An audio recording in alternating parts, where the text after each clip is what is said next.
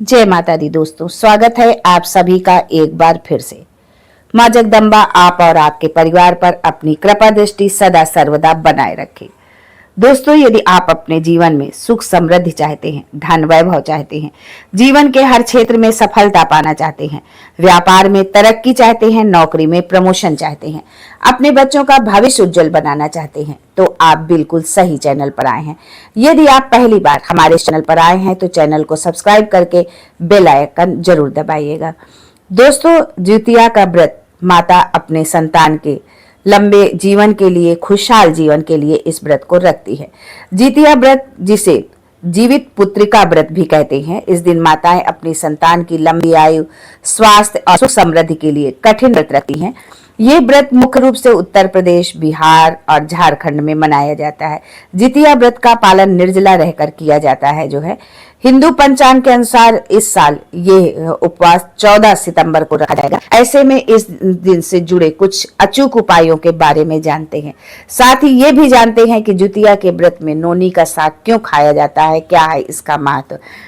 तो आइए हमें कौन से वो उपाय करने हैं जिससे संतान से जुड़ी मुश्किलें दूर हो जाएंगी। तो इसके बारे में जानने से पहले आपसे रिक्वेस्ट करती हूँ कि वीडियो को लाइक करिएगा, दोस्तों को शेयर कर दीजिएगा, और अगर आपने अभी तक चैनल को सब्सक्राइब नहीं किया तो चैनल को सब्सक्राइब करके बेल आइकन जरूर दबाइएगा।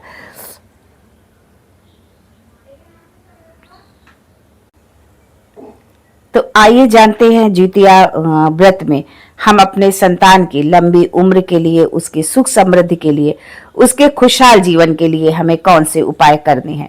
तो पहला उपाय है जीमूत वाहन की पूजा। द्वितीया व्रत में जीमूत वाहन की पूजा का विशेष महत्व होता है। जीमूत वाहन गंधर्व राजकुमार थे जिन्होंने एक नागिन के पुत्र को बचाने के लिए खुद को गरुड़ को अर्पित कर दिया था।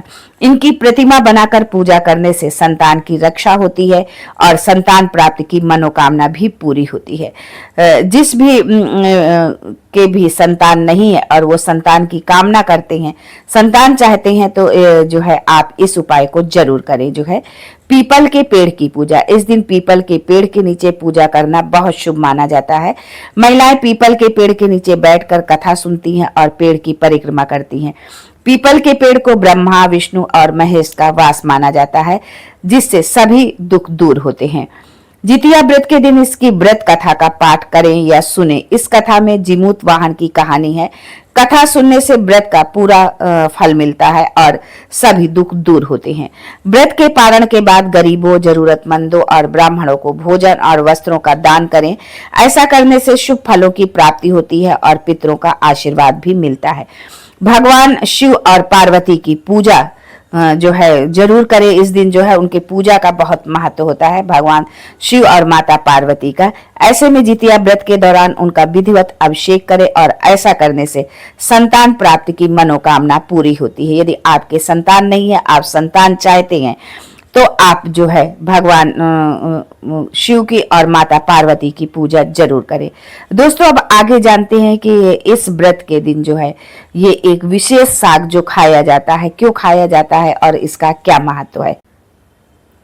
दोस्तों, जितिया पर नोनी का साग खाया जाता है, और नोनी का साग क्यों खाया जाता है, इसका क्या महत्व है और इसको हम बनाते कैसे हैं, ये भी आज के वीडियो में हम इसकी रेसिपी भी आपको बताएंगे कि जो पहली बार इस व्रत को रख रहे हैं और वो नहीं जानते हैं तो उनको भी ये जानकारी मिलेगी। जितिया का त्योहार माँ और संतान के अटूट रिश्ते को समर्पित होता है। ये व्रत माताओं की निस्वार्थ भक्ति और संतान के प्रति प्रेम का प्रतीक होता है।